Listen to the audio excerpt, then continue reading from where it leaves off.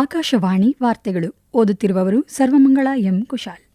ಮುಖ್ಯಾಂಶಗಳು: ಸಿಕ್ಕಿಂನಲ್ಲಿ 4,000 ಕೋಟಿ ರೂಪಾಯಿ ಮೌಲ್ಯದ ವಿವಿಧ ಅಭಿವೃದ್ಧಿ ಯೋಜನೆಗಳಿಗೆ ಪ್ರಧಾನಿ ನರೇಂದ್ರ ಮೋದಿ ಚಾಲನೆ. ಚೀನಾ ರಷ್ಯಾ ರಕ್ಷಣಾ ಸಚಿವರೊಂದಿಗೆ ಸಚಿವ ರಾಜನಾಥ್ ಸಿಂಗ್ ದ್ವಿಪಕ್ಷೀಯ ಮಾತುಕತೆ.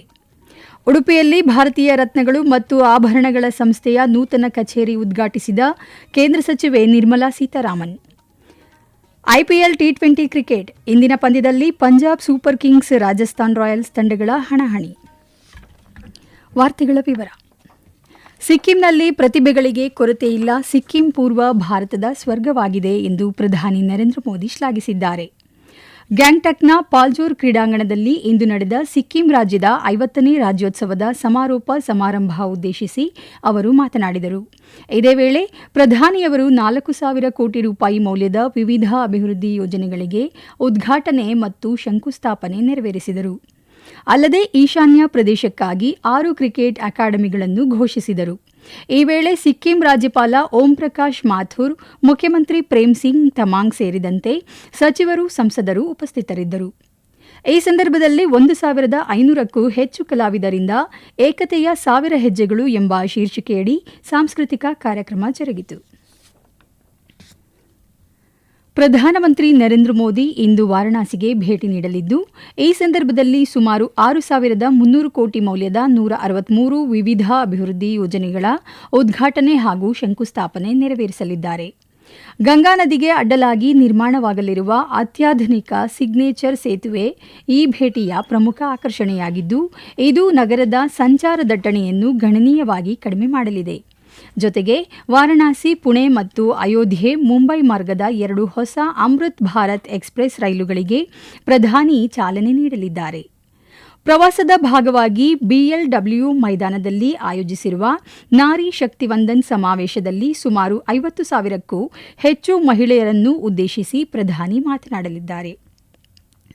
ಕಾಶಿ ವಿಶ್ವನಾಥ ದೇಗುಲಕ್ಕೆ ನಾಳೆ ಭೇಟಿ ನೀಡಲಿರುವ ಪ್ರಧಾನಿ ಸುಮಾರು 12 ಕಿಲೋಮೀಟರ್ ಉದ್ದದ ರೋಡ್ ಶೋ ನಡೆಸುವ ಸಾಧ್ಯತೆಯಿದೆ. ಈ ಮೂಲಕ ಕಾಶಿಯ ಸಮಗ್ರ ಅಭಿವೃದ್ಧಿ ಮತ್ತು ಜನಸಂಪರ್ಕಕ್ಕೆ ಮತ್ತಷ್ಟು ಬಲ ತುಂಬಲಿದ್ದಾರೆ. ಕಿರ್ಗಿಸ್ತಾನದ ಬಿಷ್ಕೇಕ್ನಲ್ಲಿ ನಡೆಯುತ್ತಿರುವ ಶಾಂಘೈ ಸಹಕಾರ ಸಂಸ್ಥೆಯ ರಕ್ಷಣಾ ಸಚಿವರ ಸಭೆಯ ನೇಪಥ್ಯದಲ್ಲಿ ರಕ್ಷಣಾ ಸಚಿವ ರಾಜನಾಥ್ ಸಿಂಗ್ ಅವರು ಚೀನಾ ರಕ್ಷಣಾ ಸಚಿವ ಅಡ್ಮಿರಲ್ ಡಾಂಗ್ ಜುನ್ ಮತ್ತು ರಷ್ಯಾ ರಕ್ಷಣಾ ಸಚಿವ ಆಂಡ್ರೆ ಬೆಲೌಸೋವ್ ಅವರೊಂದಿಗೆ ಸಭೆ ನಡೆಸಿದರು. ಇಂದು ಶಾಂಘೈ ಸಹಕಾರ ಸಂಸ್ಥೆಯ ರಕ್ಷಣಾ ಸಚಿವರ ಸಭೆಯಲ್ಲಿ ಸಚಿವ ರಾಜನಾಥ್ ಸಿಂಗ್ ಭಾಗವಹಿಸಲಿದ್ದಾರೆ. ವಿಶ್ವಾದ್ಯಂತ ಭದ್ರತಾ ಸವಾಲುಗಳು ಎದುರಾಗಿರುವ ಈ ಸಂದರ್ಭದಲ್ಲಿ ಜಾಗತಿಕ ಶಾಂತಿಯ ಬಗ್ಗೆ ಭಾರತಕ್ಕಿರುವ ಬದ್ಧತೆಯನ್ನು ಸಭೆಯಲ್ಲಿ ಒತ್ತಿ ಹೇಳಲಾಗುವುದು. ಭಯೋತ್ಪಾದನೆ ಮತ್ತು ಉಗ್ರವಾದದ ವಿರುದ್ಧ ಭಾರತ ಹೊಂದಿರುವ ಶೂನ್ಯ ಸಹಿಷ್ಣುತೆ ನಿಲುವನ್ನು ಸಭೆಯಲ್ಲಿ ಸ್ಪಷ್ಟಪಡಿಸಲಾಗುವುದು ಎಂದು ರಾಜನಾಥ್ ಸಿಂಗ್ ಸಾಮಾಜಿಕ ಜಾಲತಾಣದಲ್ಲಿ ತಿಳಿಸಿದ್ದಾರೆ. ರಕ್ಷಣಾ ಕಾರ್ಯದರ್ಶಿ ರಾಜೇಶ್ ಕುಮಾರ್ ಸಿಂಗ್ ನವದೆಹಲಿಯಲ್ಲಿ ಆರ್ಮೇನಿಯಾ ಸೇನಾ ಮುಖ್ಯಸ್ಥ ಲೆಫ್ಟಿನೆಂಟ್ ಜನರಲ್ ಎಡ್ವರ್ಡ್ ಆರ್ಸ್ರನ್ ಅವರೊಂದಿಗೆ ದ್ವಿಪಕ್ಷೀಯ ಸಭೆ ನಡೆಸಿದರು. ಸಭೆಯಲ್ಲಿ ಉಭಯ ದೇಶಗಳ ನಡುವೆ ತರಬೇತಿ, ಸಾಮರ್ಥ್ಯ ವೃದ್ಧಿ, ಆಧುನೀಕರಣ ಸೇರಿದಂತೆ ಮಿಲಿಟರಿ ಸಹಕಾರವನ್ನು ವಿಸ್ತರಿಸುವ ಕುರಿತು ಚರ್ಚಿಸಲಾಯಿತು. ಭಾರತ ವಿಶ್ವಾಸಾರ್ಹ ಪಾಲುದಾರನಾಗಲು ಮತ್ತು ಅತ್ಯಾಧುನಿಕ ರಕ್ಷಣಾ ಸಾಧನಗಳೊಂದಿಗೆ ಆರ್ಮೇನಿಯಾ ಬೆಂಬಲಿಸುವ ತನ್ನ ಬದ್ಧತೆಯನ್ನು ಪುನರುಚ್ಚರಿಸಿದೆ ಎಂದು ರಕ್ಷಣಾ ಸಚಿವಾಲಯ ತಿಳಿಸಿದೆ. ಉಡುಪಿಯ ಬನ್ನಂಜೆಯ ಜಿಲ್ಲಾ ಪಂಚಾಯಿತಿ ಕಟ್ಟಡದಲ್ಲಿ ಭಾರತೀಯ ರತ್ನಗಳು ಮತ್ತು ಆಭರಣಗಳ ಸಂಸ್ಥೆ ಐಐಜಿಜೆ ನೂತನ ಕಚೇರಿಯನ್ನು ಇಂದು ಕೇಂದ್ರ ಹಣಕಾಸು ಸಚಿವೆ ನಿರ್ಮಲಾ ಸೀತಾರಾಮನ್ ಉದ್ಘಾಟಿಸಿದರು. ಈ ನೂತನ ಕೇಂದ್ರದಲ್ಲಿ ಆಭರಣ ಹಾಗೂ ನವರತ್ನ ವಿನ್ಯಾಸ ಇತ್ಯಾದಿಗಳ ಆಧುನಿಕ ತಂತ್ರಜ್ಞಾನ ಆಧಾರಿತ ತರಬೇತಿ ನೀಡಲಾಗುತ್ತದೆ. ಕೇಂದ್ರ ಸರ್ಕಾರ ಪ್ರಾಯೋಜಕತ್ವದ ದಕ್ಷಿಣ ಭಾರತದ ಏಕೈಕ ಸಂಸ್ಥೆ ಇದಾಗಿದೆ. ಈ ಸಂದರ್ಭದಲ್ಲಿ ಸಂಸದ ಕೋಟಾ ಶ್ರೀನಿವಾಸ ಪೂಜಾರಿ, ಶಾಸಕ ಯಶ್ಪಾಲ್ ಸುವರ್ಣ ಸೇರಿದಂತೆ ಅನೇಕ ಗಣ್ಯರು ಉಪಸ್ಥಿತರಿದ್ದರು. ಇಂದು ಮಧ್ಯಾಹ್ನ ಸಚಿವೆ ನಿರ್ಮಲಾ ಸೀತಾರಾಮನ್ ಅವರು ಮಂಗಳೂರು ದೇರಳಕಟ್ಟೆಯ ಕೆಎಸ್ ಹೆಗ್ಡೆ ಕ್ಷೇಮ ಸಭಾಂಗಣದಲ್ಲಿ ವಿಕಸಿತ ಭಾರತ 2047 ಒಂದು ದೃಷ್ಟಿಕೋನ ವಿಷಯವಾಗಿ ನಿಟ್ಟೆ ವಿನಯ್ ಹೆಗ್ಡೆ ಸ್ಮಾರಕ ಉಪನ್ಯಾಸ ನೀಡಿ ಸಂವಾದ ಕಾರ್ಯಕ್ರಮದಲ್ಲಿ ಪಾಲ್ಗೊಳ್ಳಲಿದ್ದಾರೆ. ಸುಪ್ರೀಂ ಕೋರ್ಟ್ ನಿವೃತ್ತ ನ್ಯಾಯಮೂರ್ತಿ ಹಾಗೂ ಮಾಜಿ ಲೋಕಾಯುಕ್ತ ನ್ಯಾಯಮೂರ್ತಿ ಎನ್ ಸಂತೋಷ್ ಹೆಗ್ಡೆ ಕಾರ್ಯಕ್ರಮದ ಅಧ್ಯಕ್ಷತೆ ವಹಿಸಲಿದ್ದಾರೆ. ಈ ವಾರ್ತೆಗಳನ್ನು ಆಕಾಶವಾಣಿಯಿಂದ ಕೇಳುತ್ತಿದ್ದೀರಿ. ನಮ್ಮ ಎಲ್ಲಾ ರಾಷ್ಟ್ರೀಯ ವಾರ್ತೆಗಳು ಹಾಗೂ ಪ್ರದೇಶ ಸಮಾಚಾರ ಈಗ ಆಕಾಶವಾಣಿ ನ್ಯೂಸ್ ಕನ್ನಡ ಯೂಟ್ಯೂಬ್ ಚಾನೆಲ್ನಲ್ಲಿ ಲಭ್ಯ. ನಮ್ಮ ಎಕ್ಸ್ ಖಾತೆ ಮತ್ತು ಇನ್ಸ್ಟಾಗ್ರಾಂ ಖಾತೆ ಆಕಾಶವಾಣಿ ನ್ಯೂಸ್ ಕನ್ನಡ. ಹೆಚ್ಚಿನ ಮಾಹಿತಿಗಾಗಿ ನಮ್ಮ ಫೇಸ್ಬುಕ್ ಖಾತೆ AIR ಕನ್ನಡ ನ್ಯೂಸ್ ಅನುಸರಿಸಿ. ಮಾಹಿತಿಯ ಹೂರಣ ವಾರದ ಕಾರ್ಯಕ್ರಮ ಪ್ರಚಲಿತ ವಿದ್ಯಮಾನ ಪ್ರತಿ ಬುಧವಾರ 9:15. ಪಶ್ಚಿಮ ಬಂಗಾಳ ವಿಧಾನಸಭೆಯ 2ನೇ ಹಾಗೂ ಅಂತಿಮ ಹಂತದ ಚುನಾವಣೆಯ ಬಹಿರಂಗ ಪ್ರಚಾರಕ್ಕೆ ನಿನ್ನೆ ತೆರೆಬಿದ್ದಿದೆ. ಇಂದು ಅಭ್ಯರ್ಥಿಗಳು ಮತ್ತು ನಾಯಕರು ಮನೆ ಮನೆಗೆ ತೆರಳಿ ಪ್ರಚಾರದಲ್ಲಿ ತೊಡಗಿದ್ದಾರೆ. ನಾಳೆ 7 ಜಿಲ್ಲೆಗಳ ಒಟ್ಟು 142 ಕ್ಷೇತ್ರಗಳಿಗೆ ಮತದಾನ ನಡೆಯಲಿದೆ.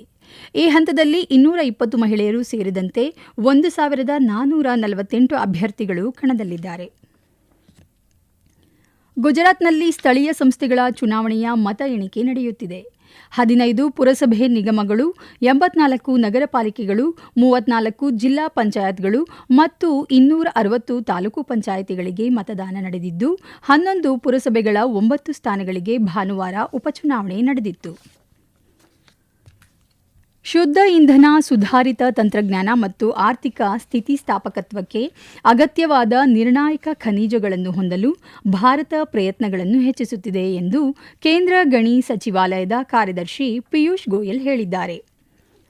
ನವದೆಹಲಿಯಲ್ಲಿಂದು ಸುಸ್ಥಿರ ಭವಿಷ್ಯಕ್ಕಾಗಿ ನಿರ್ಣಾಯಕ ಖನಿಜಗಳ ಮೌಲ್ಯ ಸರಪಳಿಯನ್ನು ಅಭಿವೃದ್ಧಿಪಡಿಸುವುದು ಎಂಬ ಶೀರ್ಷಿಕೆಯಡಿ ಶೃಂಗಸಭೆ ಉದ್ದೇಶಿಸಿ ಮಾತನಾಡಿದ ಅವರು, ರಾಷ್ಟ್ರೀಯ ನಿರ್ಣಾಯಕ ಖನಿಜಗಳ ಮಿಷನ್ ಪರಿಶೋಧನೆ, ಹರಾಜು, ಸಂಸ್ಕರಣೆ ಮತ್ತು ಮರುಬಳಕೆಯನ್ನು ಒಳಗೊಂಡ ಸುಧಾರಣೆಗಳ ಮೂಲಕ ದೀರ್ಘಕಾಲೀನ ಪೂರೈಕೆಯನ್ನು ಖಚಿತಪಡಿಸಿಕೊಳ್ಳುವ ಗುರಿಯನ್ನು ಹೊಂದಿದೆ ಎಂದರು. ಭವಿಷ್ಯಕ್ಕಾಗಿ ಸ್ಥಿತಿಸ್ಥಾಪಕ ಮತ್ತು ಸುಸ್ಥಿರ ಪೂರೈಕೆ ಸರಪಳಿಗಳನ್ನು ರಚಿಸಲು ಭಾರತ ಪರಿವರ್ತನಾಶೀಲ ಪ್ರಯಾಣದಲ್ಲಿದೆ ಎಂದು ಪಿಯೂಷ್ ಗೋಯಲ್ ಹೇಳಿದರು. ಪಾತಕಿ ದಾವೂದ್ ಇಬ್ರಾಹಿಂ ಆಪ್ತ ಮತ್ತು ಕುಖ್ಯಾತ ಮಾದಕ ವಸ್ತು ಕಳ್ಳಸಾಗಣೆದಾರ ಮೊಹಮ್ಮದ್ ಸಲೀಂ ಡೋಲಾನನ್ನು ಇಂದು ಬೆಳಿಗ್ಗೆ ಭಾರತಕ್ಕೆ ಕರೆತರಲಾಗಿದೆ. ಗುಪ್ತಚರ ಸಂಸ್ಥೆಗಳು ಅಂತಾರಾಷ್ಟ್ರೀಯ ಸಂಸ್ಥೆಗಳ ಸಹಯೋಗದೊಂದಿಗೆ ನಡೆಸಿದ ಸಂಘಟಿತ ಕಾರ್ಯಾಚರಣೆಯ ನಂತರ ಆತನನ್ನು ಟರ್ಕಿಯಿಂದ ಗಡೀಪಾರು ಮಾಡಲಾಗಿದೆ. ಮಾದಕ ದ್ರವ್ಯ ನಿಯಂತ್ರಣ ದಳ ಟರ್ಕಿಯಿಂದ ಸಲೀಂ ಡೋಲಾನನ್ನು ಕರೆತರುವಲ್ಲಿ ಪ್ರಮುಖ ಪ್ರಗತಿ ಸಾಧಿಸಿದೆ ಎಂದು ಕೇಂದ್ರ ಗೃಹ ಸಚಿವ ಅಮಿತ್ ಶಾ ಹೇಳಿದ್ದಾರೆ. ನ್ಯೂ ಚಂಡೀಗಢದ ಮಹಾರಾಜ ಯದವೀಂದ್ರ ಸಿಂಗ್ ಅಂತಾರಾಷ್ಟ್ರೀಯ ಕ್ರಿಕೆಟ್ ಕ್ರೀಡಾಂಗಣದಲ್ಲಿ ಇಂದು ನಡೆಯುವ T20 ಕ್ರಿಕೆಟ್ ಪಂದ್ಯದಲ್ಲಿ ಪಂಜಾಬ್ ಸೂಪರ್ ಕಿಂಗ್ಸ್ ಮತ್ತು ರಾಜಸ್ಥಾನ್ ರಾಯಲ್ಸ್ ತಂಡಗಳು ಮುಖಾಮುಖಿಯಾಗಲಿವೆ. ಪಂದ್ಯ ಸಂಜೆ 7:30ಕ್ಕೆ ಆರಂಭವಾಗಲಿದೆ. ದೆಹಲಿಯ ಅರುಣ್ ಜೇಟ್ಲಿ ಕ್ರಿಕೆಟ್ ಕ್ರೀಡಾಂಗಣದಲ್ಲಿ ನಿನ್ನೆ ನಡೆದ ಕ್ರಿಕೆಟ್ ಪಂದ್ಯದಲ್ಲಿ ಡೆಲ್ಲಿ ಕ್ಯಾಪಿಟಲ್ಸ್ ವಿರುದ್ಧ ರಾಯಲ್ ಚಾಲೆಂಜರ್ಸ್ ಬೆಂಗಳೂರು 9 ವಿಕೆಟ್ಗಳಿಂದ ಅಮೋಘ ಜಯ ದಾಖಲಿಸಿದೆ.